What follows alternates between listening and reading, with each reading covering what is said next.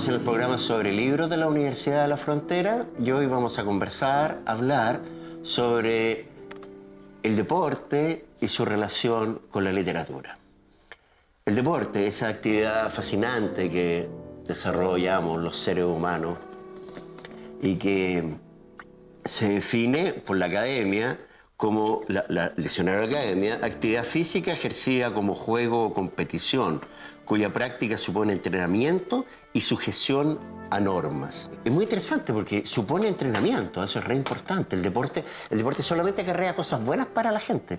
Entre ellos está que la persona que hace deporte también debe entrenar, debe prepararse. No solamente el día de la competición, sino que su vida da un giro a la vida y orientada hacia el culto del cuerpo y el entrenamiento del cuerpo, pero también la definición es muy importante, porque la segunda entrada de la definición, las definiciones en los diccionarios tienen numeritos, 1, 2, esas son las entradas, las diversas formas de entender una palabra. Y la segunda forma de entender la palabra deporte es recreación, placer,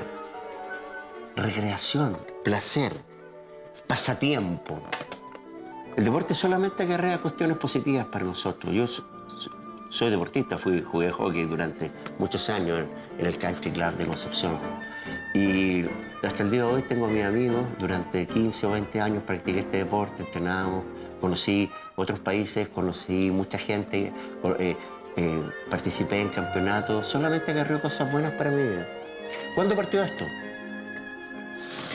En Occidente, nosotros siempre hablamos de Occidente porque pertenecemos a la cultura occidental. En Grecia, lo sabemos, los Juegos Olímpicos, que se piensa que ya en el año 1100, pero de ese tiempo no hay registro, tenemos solamente vasijas, ya había competencias deportivas, pero los Juegos Olímpicos propiamente tal son del 711 a.C. Pero también, junto al nacimiento y al desarrollo del deporte, está su relación con la literatura, que es lo que nos interesa aquí en este programa. Esta relación se inicia con la Ilíada. Si ustedes recuerdan la Ilíada, ese poema maravilloso de Homero, Aquiles estaba, que es el gran héroe de la Ilíada, yo creo que ustedes han visto la película, bueno, ahora reciente se hizo una película extraordinaria donde está Brad Pitt como Aquiles. Aquiles estaba enojado. La Ilíada empieza así, canta, oh diosa, la cólera del Pélida, el hijo de Peleo, Aquiles. Y estaba enojado porque habían discutido por la posesión, qué terrible, por la posesión de una mujer, Briseida. Entonces estaba enojado y estaba taimado en su celda. Y lo iban a buscar los griegos a cada rato y le decía, pelea, porque los troyanos nos están derrotando, nos están ganando la guerra. Entonces, un amigo y amante de Aquiles, que es Patroclo, le pide su traje, sus atavíos de guerra, y se disfraza de Patroclo, se disfraza de Aquiles, va a la pelea, y Héctor, el gran héroe troyano, lo ataca y lo mata. Entonces Aquiles organiza unos juegos fúnebres en honor a Patroclo.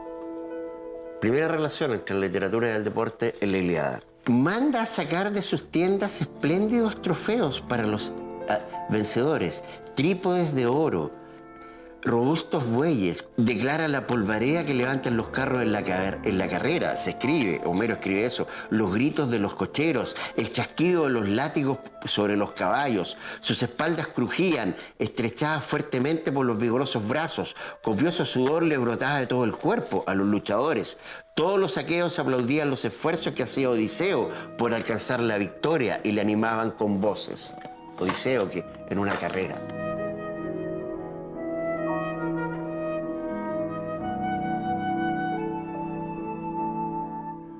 Una vez inaugurada esta relación entre literatura y deporte, continuó en la lírica y en la épica griega.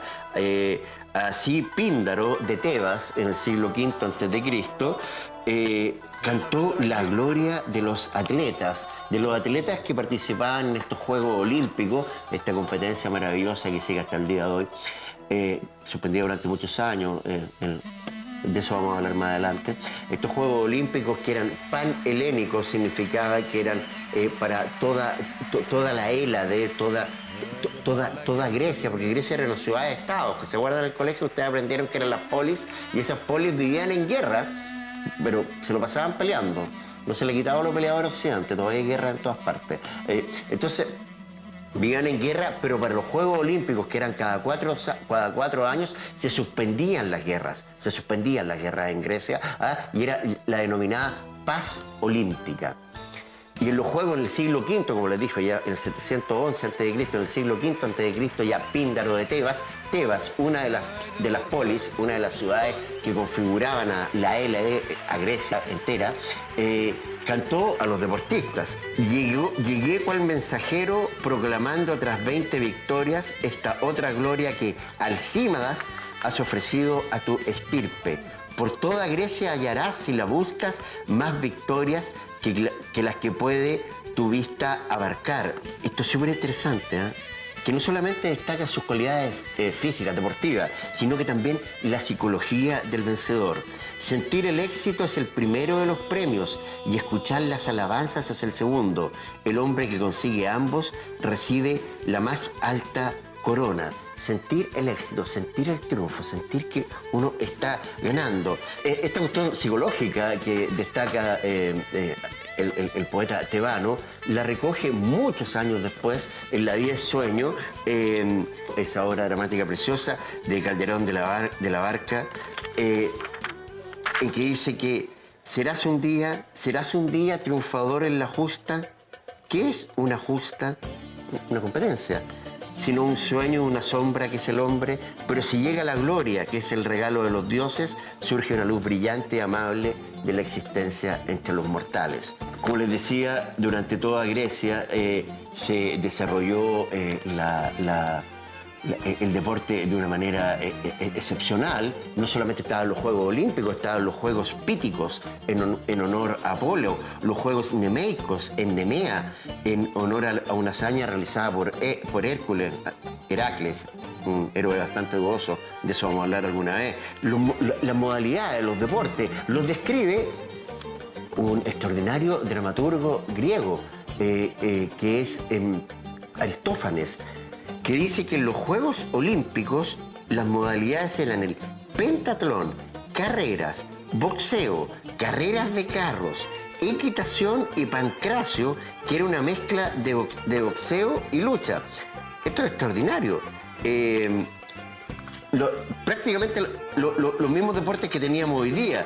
El pentatlón, 8 o 10 competencias en que se juegan en los Juegos Olímpicos, que son los atletas más completos que hay, que tienen natación, que tienen carreras de fondo, carreras de velocidad, salto alto, etc. Eso ya estaba en Grecia. Después, si pasamos a Roma, hay el deporte en Roma, bueno, como les digo, la violencia de Occidente, los espectáculos de los gladiadores, se les suponía espectáculos deportivos. No sé si han visto esa película maravillosa donde está Kirk Douglas como el esclavo Espartaco se llama esa película, y muestran cómo entrenaban los gladiadores. En esta otra película más moderna, Gladiador, también ustedes ven que los gladiadores eran deportistas, pero lo terrible es que era un deporte que suponía la muerte, porque recuerden que llegaban al foro y decían: los que van a morir te saludan, le decían al emperador. Y era una competencia, pero una competencia que implicaba la muerte, una competencia terrible. También habían carreras de caballos en Roma, que se hacían en el Coliseo también, carreras que una de ellas también hay otra en una película maravillosa que es Ben-Hur, esas películas que dan para Semana Santa. No sé si han visto la carrera que Ben-Hur derrota a Marsala, a su enemigo romano, y habían unos pescaditos que daban vuelta y contaban cada vez que daban una vuelta estos corredores en estos carros de caballos. Hay una historia de Nerón, el tristemente célebre Nerón, que las competencias de los carros, como ustedes pueden ver en Ben-Hur, en esa película, eran 4 caballos por carro. Nerón, como le gustaba poco ganar a este caballero, el emperador no podía perder, llegó a una carrera de caballos, pero llegó con un carro tirado por 10 caballos. Los otros competidores dijeron: oye, esto es un sinvergüenza, como que uno vaya a una carrera de automóviles en que la cilindrada máxima son 2.000 centímetros y uno llegue con un Fórmula 1 de 5.000, no, para afuera. Entonces fueron. y quedó, Nerón obligó a la gente a quedarse y corrió solo. Era tan leso que se cayó 2 veces. Casi perdió la carrera que él mismo corría solo. O sea, ese viejo dicho, corrió solo y perdió, casi le pasó a Nerón. Bueno, en Roma, esta historia la cuenta en una sátira anónima de Roma, una sátira, estas pequeñas composiciones tan interesantes que amaba Borges. Es una pequeña sátira, una broma, una ironía escrita muy ácida, en que un poeta, un escritor anónimo de Roma se ríe de esta competencia tan particular en la cual Nerón quiso derrotar a los mayores conductores de carros de la época.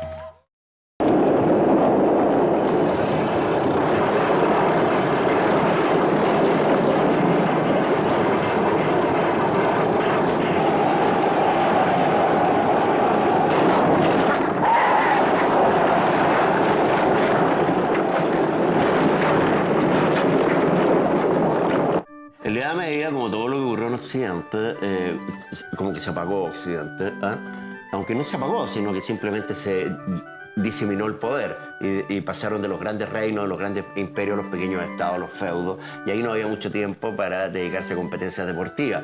El deporte renace como su nombre lo indica, en el Renacimiento. Entre estas cosas, el Renacimiento, esta gran época del siglo XVI, XVII, en que se forman nuevamente los imperios. Sí, el Renacimiento viene ahí. Se forman nuevamente los imperios, se estructuran y aparece nuevamente el deporte como una de las actividades que desarrollan los seres humanos. Ya en el siglo XVIII, en Inglaterra, aparece el deporte moderno. El deporte moderno que, de acuerdo a un historiador, Thomas Arnold, historiador inglés, él mismo se preocupó del desarrollo del deporte en las escuelas y fundado en las siguientes características: regulación de la actividad deportiva. Recuerden que la definición de deporte es una actividad regulada, con normas. Creó y desarrolló clubes, los clubs, para entidades de carácter deportivo, y empezó a clasificar los diferentes deportes. Y miren qué interesante, Arnold se preocupó de evitar el uso de sustancias que estimulen a los deportistas, porque en esa época se pensaba que el alcohol era un estimulante. Entonces veían aguardiente, por ejemplo, los boxeadores,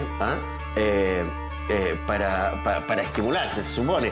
Cuando se aparecieron los Juegos Olímpicos, cuando los creó el Barón de Coubertin ya en el siglo XIX, y fue la primera maratón, que la maratón venía de los Juegos Olímpicos griegos, a los competidores la gente le ofrecía, en los caminos de Atenas, le ofrecían vasos de vino para que corrieran mejor.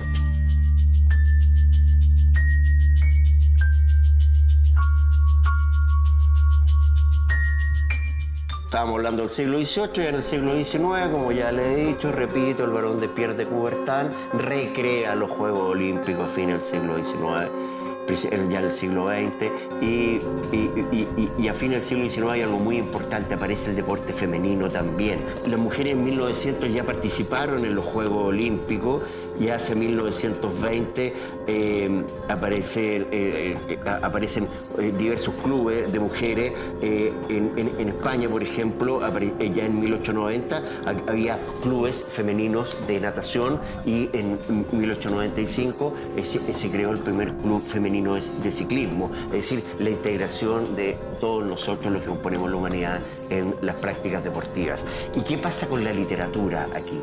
No sé por qué los literatos sienten pasión por el box. El box ocupa páginas muy importantes de grandes escritores. Y aquí estamos en el siglo XIX, un autor fundamental, que es Arthur Conan Doyle, el autor de Sherlock Holmes.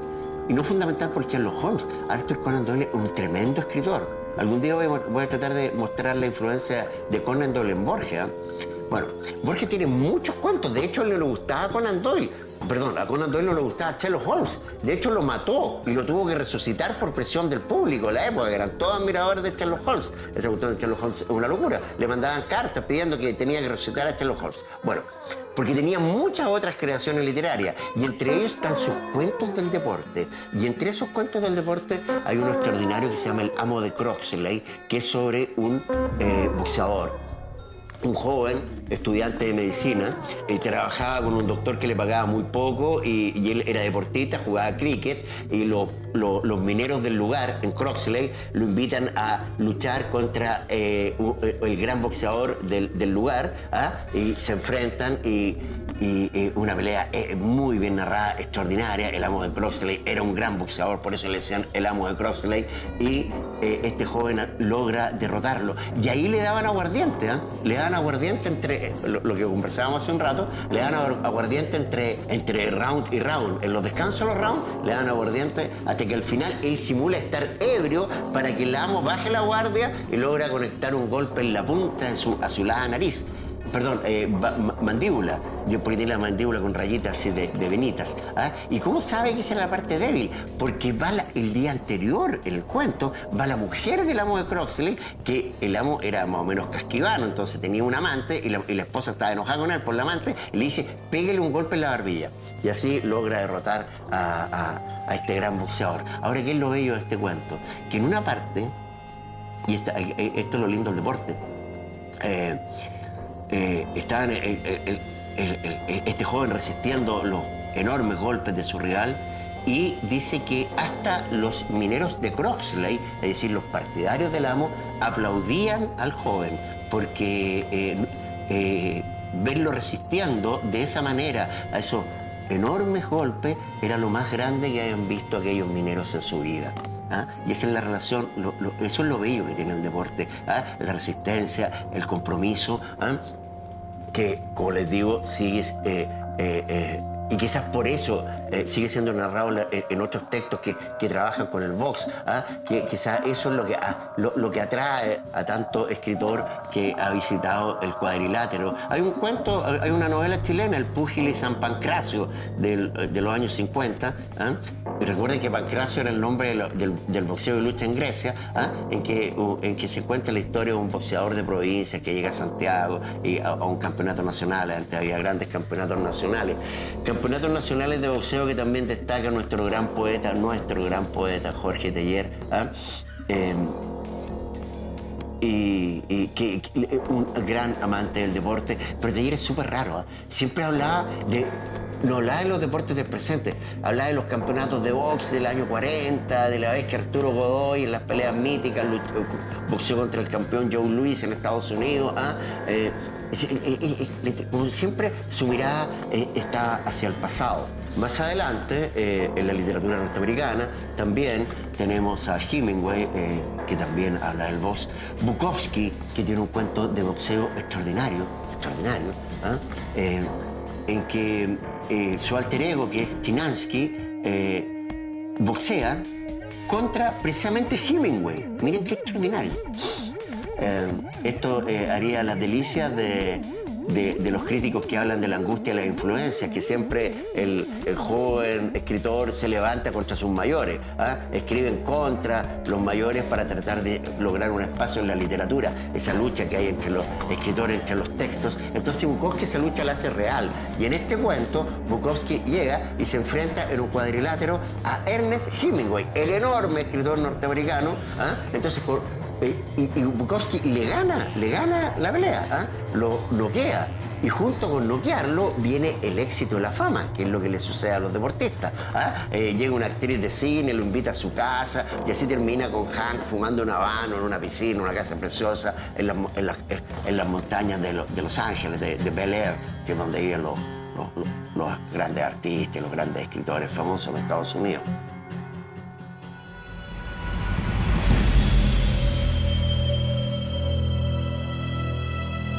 Bueno, y llegamos a los cuentos de fútbol.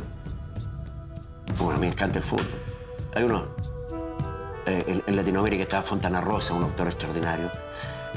Juan Villoro, que tiene también, el mexicano, algunos cuentos de fútbol, y el más extraordinario que se llama El puntero izquierdo de Mario Benedetti, que está narrado en una especie de lunfardo rioplatense, un futbolista uruguayo de cuarta o quinta edición que acepta un soborno, pero en la final, pero en un momento del partido comprende que él es un deportista y traicionando a los que le pagaron el soborno, convierte el gol del triunfo y eso le acarrea que le den una paliza y que lo dejan en el hospital. Y es un cuento extraordinario. Otra mención muy interesante es la que hace Mariana Enrique en Nuestra parte de la noche, una novela de la cual ya hablamos aquí.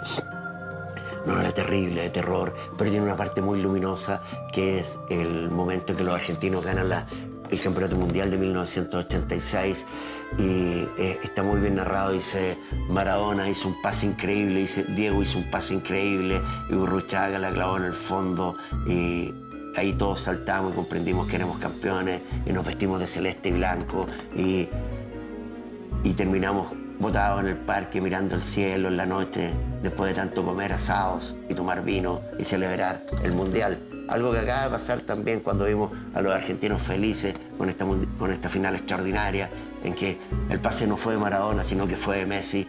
Ese pase extraordinario que hizo Messi en el gol de María. Cómo se repite la historia.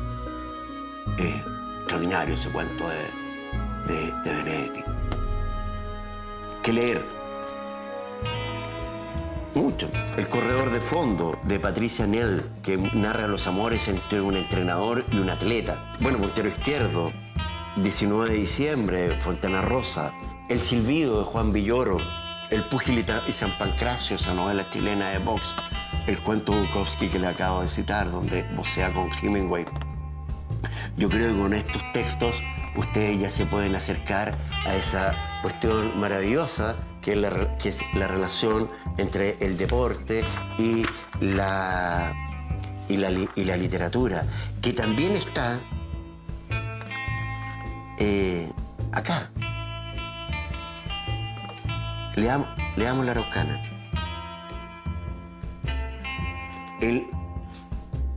Es en la que usan los niños teniendo habilidad y fuerza, que es un trecho seguido, han de ir corriendo por una áspera cuesta pedregosa, y al puesto y fin del curso resolviendo, le dan al vencedor alguna cosa, vienen a ser tan sueltos y alentados que alcanzan por aliento los venados. Narra una competencia, una carrera que había entre niños mapuches en la Araucana, que corrían tanto que llegaban a alcanzar los venados en sus carreras.